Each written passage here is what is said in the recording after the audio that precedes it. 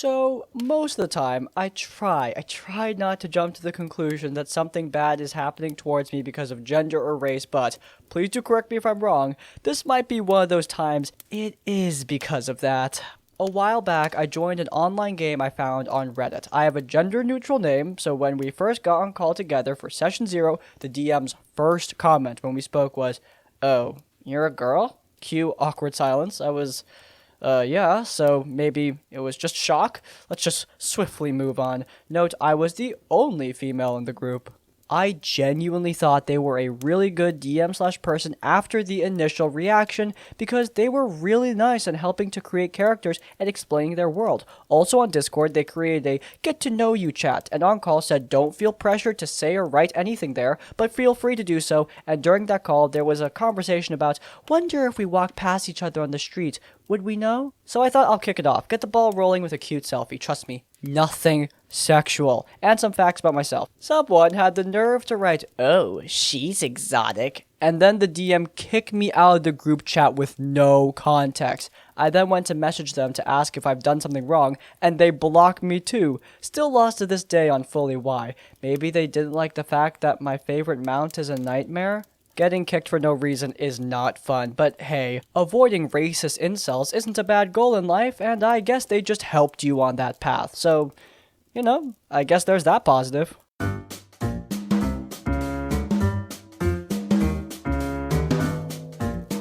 So a little while after I got out of the Navy, our regular DM moved across the country to San Francisco. This was pre-Roll20. Some BS about getting a job that pays more than double and is full-time with benefits, and moving in with his boyfriend. We had campaigns, man. I'm just kidding. Well, in any event, this left our group with no Dungeon Master. At the time, I had done some slight bit of DMing back in high school, but not the level that anyone in the group was used to playing, so we decided to give a shot to some new DMs, and God took that personally. At first, one of our own tried to lead. It was steeply ill-advised, we'll call him Anarch. He had gone on and on about how he had a big idea for an exalted campaign, and thus we made ourselves ready. Anarch had lied. There was no plan, he was just winging it from the start, which wouldn't have been so bad if, say, he had at any point read the rules of the game, or at least, you know, read our character sheets, backgrounds, or even just the snippets about Great Forks, our starting area. 90% of the session was basically us trying to figure out how to do things as minor as pay for drinks at the bar, in a game that literally abstracts money to the point of just having a resources background that covers your income.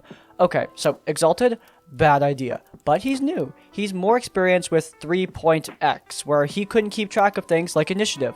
Armor class, like for example, a character rolled a 17 to attack, twice, the first of which hits, but the second time it misses its AC. It's just a book standard owlbear. He couldn't keep track of spells, or really basically anything. We got the lesson this time, and he stepped down. The asshole, our next DM, was from a World of Darkness LARP we were playing in, and he's just a titanic asshole. Here are some of his sins. If he doesn't like your character concept, he'll approve it, then excruciatingly murder your character within the first 5 minutes of the game and make you sit out the rest of the session, because apparently he didn't like the idea of someone playing a halfling druid who rode their wolf companion. They were trampled to death by a random set of carriage horses as we were standing outside the town gates immediately following the opening of the story. He would intentionally sandbag players, not the characters, the players of the characters. He didn't make it to the end of his first session with us as he decided to crap on one of the members of the group who he knew wouldn't fight back. The problem was the rest of the table were current or former military, and all of us will fight back.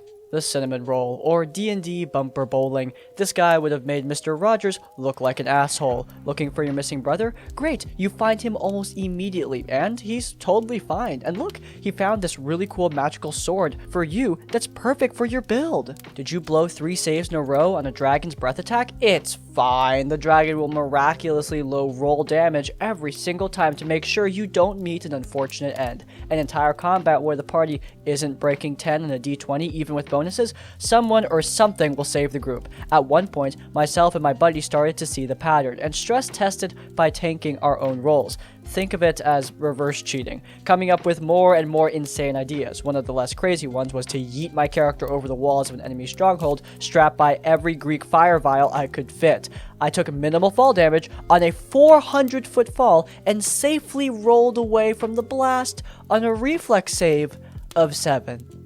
We talked with the DM about it, and he wasn't willing to actually challenge us at any point. Actually, it was worse than bumper bowling, because it would be that, but with cinnamon roll running over to knock the rest of the pins every time so it's a strike, and counting pins you knocked over by throwing the ball into different lanes. Hero Worshipper, why are we doing this? This guy, we got into a Forgotten Realms campaign under, and I swear to God, we were tripping over epic level characters. In one straight run, we ran into the following characters in the campaign: the Seven Sisters, Elminister, Manshun, the Symbol, Dritz, and the Champions of Hell, King Azon, Artemis and Trary, and more. It's like he was trying to do an attendance list for the most powerful guys in the realm. They were everywhere, and not just, oh look, there's Elminister, but like, he's slinging full spells, all of it. We were level 5 by the time we decided we were done with it. The final straw. By this point, I was getting incredibly agitated in general with the situation. The last guy didn't even make it to session 1. Why? Oh, let's do numbers, shall we? He was insanely paranoid. What? An elven ranger, you min-maxing bastard, and the sheer, unmitigated gall to take a point-blank shot as a feat. Demanded everyone write a full-typed page character background that justifies every single skill, ability, and feat, single-spaced, and must fit into all existing canon of the setting he homebrewed, which he didn't give us access to. Adamantly refused to allow in anything not in the player's handbook, literally all prestige classes since they were in the Dungeon Master's Guide, and then hit my final line when he made one girl cry because she wanted to play a beardless female dwarven bard. He was made to leave. Aggressively, we'll call it. One of the few times my friends have seen me lose my temper, and it was by a lot. I took a moment, got myself back under control, hugged that one girl till she felt better, gave her some butterscotch cream bits and yoo-hoo, and had everyone do up characters for a Bring It game. Now a tradition that had been used by our original GM. Basically, drop a character you've always wanted to play, but no GM would ever approve unless they were higher than the International Space Station. Let's go. I've been a forever DM since then. More than 15 years now. All of the DMs seen here exhibit various traits that one day we will cover in a Tabletop Tavern Tips video, because we talk about problem players a lot, but when you have a problem DM, it always feels like more of a problem. It feels worse when it comes from a Dungeon Master, because they're supposed to be the responsible one, the one leading the group in this epic story, so when they're a problem, it really sucks. The most interesting one here is the DM that's too nice. We often see DMs who are adversarial. In fact, there may be one in this very video. I don't remember. I record these days apart. But anyway, point is that, yeah, we see a lot of adversarial DMs, but DMs who are too nice? Now there's something that's a bit rare. D&D needs challenge to be interesting. And while, yes, I understand wanting to protect your players from consequences that are just really unfortunate and would break down the story and completely derail the entire experience, sometimes failures can be the best part of Dungeons & Dragons. Some of my favorite moments in my campaign come from nat ones or failed plans. Some of my favorite critical role moments come from the same thing. It's some of the best parts of D&D, and losing that, well, you lose some of the charm of the game. This is the story about how a problem player was ruining my main campaign, so I took a break from that campaign to do a mini campaign, and then that same problem player ruined the mini campaign because my stupid chimp brain couldn't comprehend that he was the problem. So, let's just jump into it. I was having trouble in my main long style campaign. We were 21 sessions in and my party was not getting along. The characters hated each other. There were threats being tossed left and right, and I was railroading to hell and back because I couldn't comprehend letting the players do more than Mass Effect dialogue choices. Bad times were had. My frustration culminated in me recognizing that I needed to step back from this campaign, and I wanted to do something different. When I expressed this to my players, they supported me and said that they would play whatever I ran. Yormbo, a person who has a long-running stain on my personal D&D history, suggested we play in the same world that I'd made, but in a different place. Okay, that's cool. We'll play in some place that I've foreshadowed to them many times, and they've all expressed an interest in visiting, but it was all the way across the continent. A lawless anarch town. All kinds of wacky craziness can happen there. I asked what they wanted to play, as I didn't want to do a one-shot. I wanted a mini-campaign, a 4 or 5 session long little adventure in its own self-contained bubble of playtime. Yormbo suggested a heist. Man, that will be fun. I have no idea how to write out a heist story, but that's fine. I can let the players figure out what they want to do and how they prepare for it. I told them all to prepare characters, and they did. My partner made Poppy, an artificer with a gambling addiction who needed a payout so she could relieve off her debts. Our third player character made Vorthur, a dragonborn barbarian who had the worst gimmick I'd ever seen. A Bruce Banner and Hulk type, but his Hulk side was just a gigantic childish idiot who liked to fart and scream while carrying a lance everywhere. Then finally Yormbo made a rogue, but he didn't want to be dexterous, he wanted to be a strength rogue. So I made him a custom subclass of a strength rogue. He wanted to be a Goliath psychopath who just liked killing, and that was his whole character, just a big old murderer. So that's our heist team. Not great. Really, only one of them recognized the assignment, and there wasn't really any communication, despite us all sitting down and discussing heist stuff.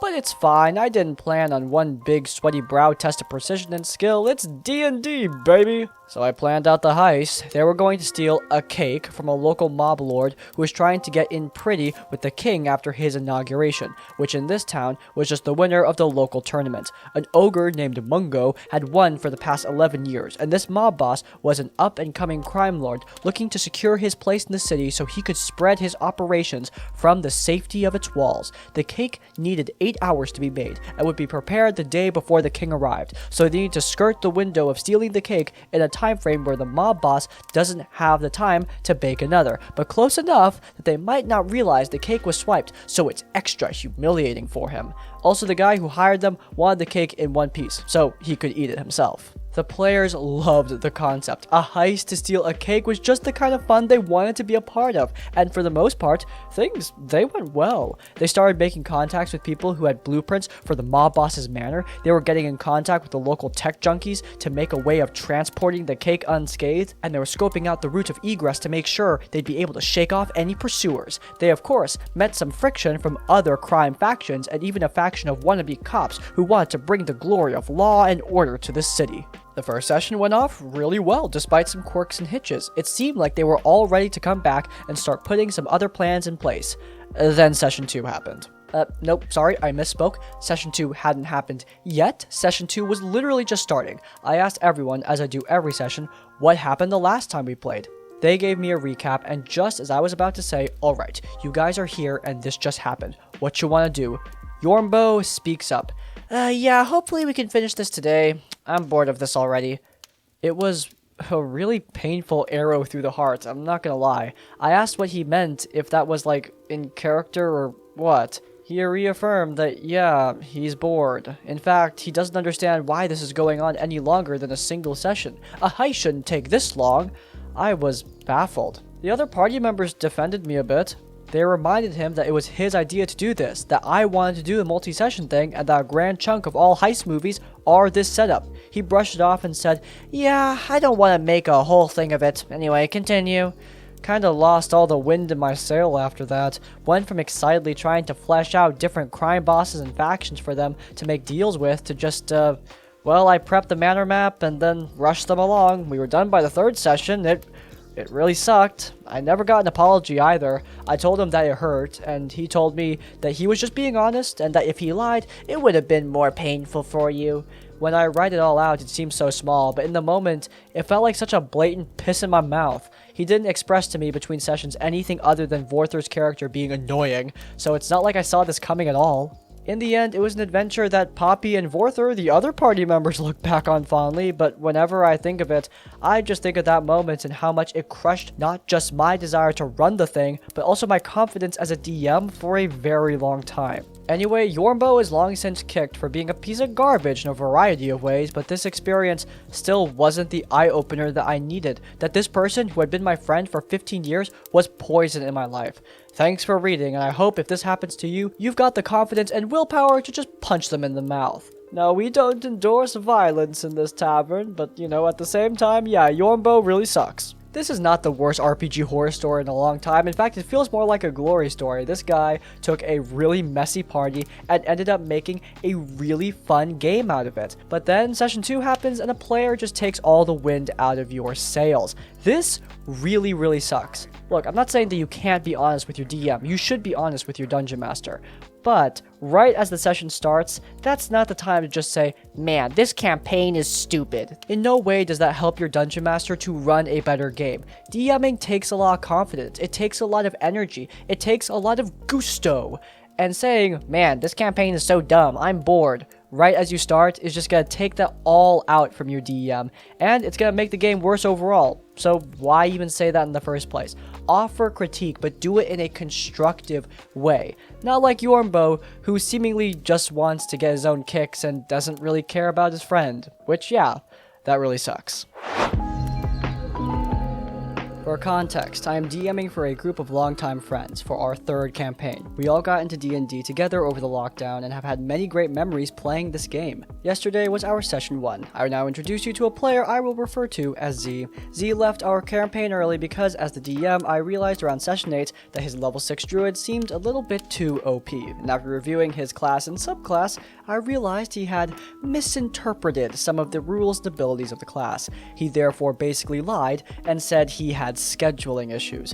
As Z is my friend, there has been a long history of similar behavior out of game, which I know would proc a lot of you to say he shouldn't be playing if I already know it's a problem. Our last campaign ended because I, the only willing DM, moved away for around 6 months, so we have now conjoined to play again. Player Z seemed to have changed his perspective on the game since last campaign, and was always asking me questions about how the campaign was going, or questions about the lore of my homebrew world. As the campaign approached, he was actually getting more into it, and then he learned about multiclassing. He proceeded to engineer a 4-class multi-class power game one-shot rogue build that would deal 180 some damage per turn at level 12. I told him I wasn't comfortable DMing for a build like that, as many of us, including him, are relatively new to the game, and I want to emphasize everyone enjoying themselves, which wouldn't happen if he was playing that character. He was very upset that he couldn't play that character, and instead had designed a rogue fighter multiclass. He and I thought it was cool. He had a bounty hunter background too. So for session 1, I thought a cool way to bring the characters together was to put a bounty on another character's head, dead or alive, and it would be assigned to Z, the bounty hunter. Z took that literally, and after he failed to assassinate the other character, who actually turned out to be much wittier, smarter, and more well-equipped than Z had expected, he continued to try to slit his throat even after they presented the other dangerous threats and monsters that had to be addressed. So, for the rest of the session, Z went on threatening the group and saying his character was going to try and kill the target, but not actually doing it. After the session, I exchanged messages with Z's player via mobile, and he said that his character cares more about 75 gold, the size of the bounty, than the fate of the universe, and that he will not work well with anyone else in this group setting. You can see how this is both frustrating and confusing, given it is a group game of Dungeons & Dragons. Z's player continued to say that he should have no reason not to attack his bounty and his new friends, the rest of the players. He oscillated between this and saying his character would rather blah blah blah blah blah as an excuse to just not come to the next session. Of course, he has been a problem for some time now, but did I mess up by giving him the bounty quest hook? I was assuming / hoping that any reasonable player would understand that they would not be killing another player character on the first session, and that such a bounty was just for narrative reasons. This bounty hook is perfectly reasonable, though I would always, especially when I'm playing with people that I'm not certain about, I always make sure to just state the obvious. You never know when someone is going to be unaware of the obvious. Now, would that have stopped Z's behavior? No, Z seems like an instigatory player, a player who just wants to get the fun and thrills of screwing other people over, ruining the game for their own enjoyment, caring more about gold than the fate of the universe. That sort of thing is not something you should have in your D&D game in general. But saying, hey, you're not actually supposed to kill the player character, saying that at the get-go might expose that before the first dice hits the table, and that is always a good thing. Now, the problem isn't that the player character is a greedy bounty hunter. That's not the issue. You can play that player character and have a great time. However, it's clear to me that that character does not fit into this group and that the player doesn't care about fitting into the group. He actively wants to kill other player characters, and that is the issue. It's not the character, it's the player. It is usually the player. At the end here, I do want to say that this DM essentially gave an immature child a match and then poured gasoline all over the place and hoped for the best. Overall, yeah, kind of a dumb move. The story isn't as bad as many others, but I figured it may be entertaining nonetheless. I had just recently started my career as a DM with a group of friends from the high school I attended. The party included myself as the DM, Aldwin, please note that I changed everyone's names for privacy's sake, as a necromancy wizard, Alejandro as a homebrew class he found called a cardcaster, basically just a wizard that used cards instead of picking spells and having spell slots, Luis as a dwarf barbarian, Elmer as a human cleric, Devin as our human ranger, and the subject of our story, Equius as the human blood hunter. Equius' character was basically just a ripoff of Geralt of Rivia from the Witcher series, which isn't bad on its own, but he also played D&D like it was the same game, that is, the lone wolf, yet somehow in charge of every important decision approach. One of the best examples of this is that he would do everything he could, including using his blood maledict to keep the necromancer from summoning undead. He claimed it fell under his duty to destroy all monsters and creatures not of this plane.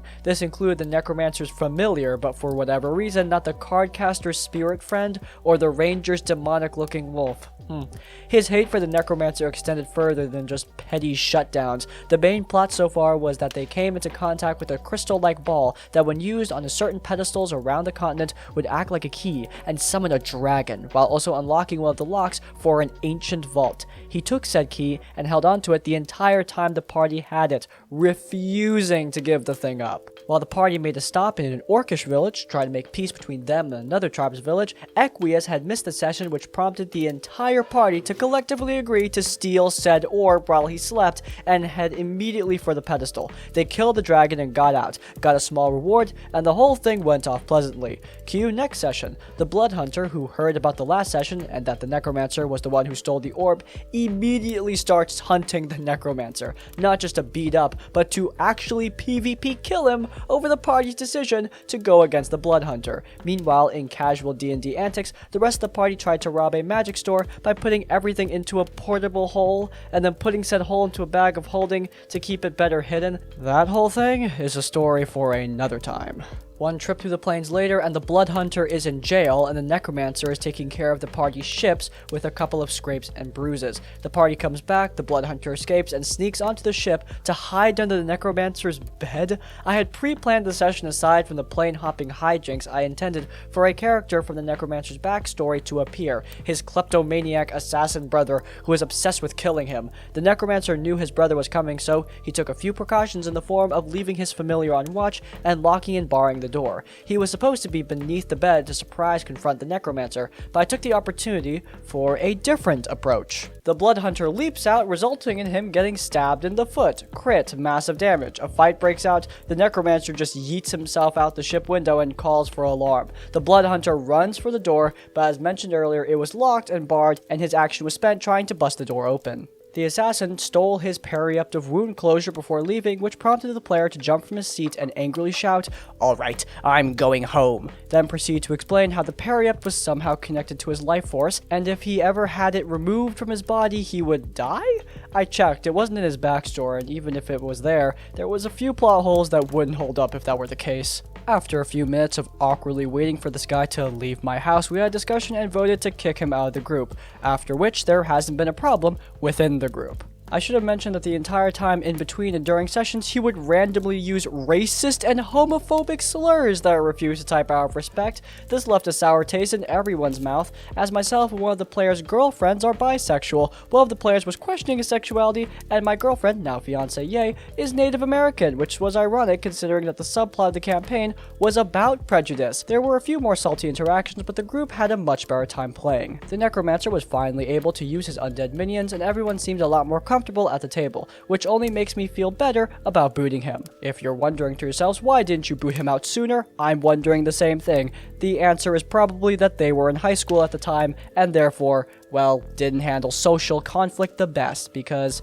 you know, high school. I was under the impression this guy would go under some kind of racist or homophobic rant at the very end of the story, but learning that he just did that casually throughout the entire game is just, well, I have no idea why he wasn't kicked out earlier. Again, high school is most likely the answer in this case. I will say, this guy is a shithead, but The best way to solve conflict like this is not in-game stealing an item from him and having a boss fight without the guy. That's not going to solve anything. In fact, that's just going to piss him off more and probably just make the situation worse. The best thing to do is have an out-of-game discussion, and if he's being prejudiced against other players, I think the best thing to do is just to boot him out of the game, which happened eventually. I mean, at least it happened and the group continued to have a fun time playing. That's good. Hey everyone, I'm so sorry about my voice. I'm recording this outro at like 3 in the morning after a D&D game, and I've kind of lost my voice. So yeah, sorry about that. But anyway, if you guys enjoyed this episode, then please do leave a like. If you want to see more of my content, then subscribe to Crispy's Tavern, and also check out our Tabletop Tavern Tips series, where we go over tips for both DMs and players old and new. You can check it out in the cards. And finally, if you want to leave your own stories and thoughts, go down to the comments down below. If you can't think of a comment, leave the comment Witcher Wannabe to let me know you made it to the end of the video. In essence, like, comment, subscribe. I'll see you all next time. Farewell.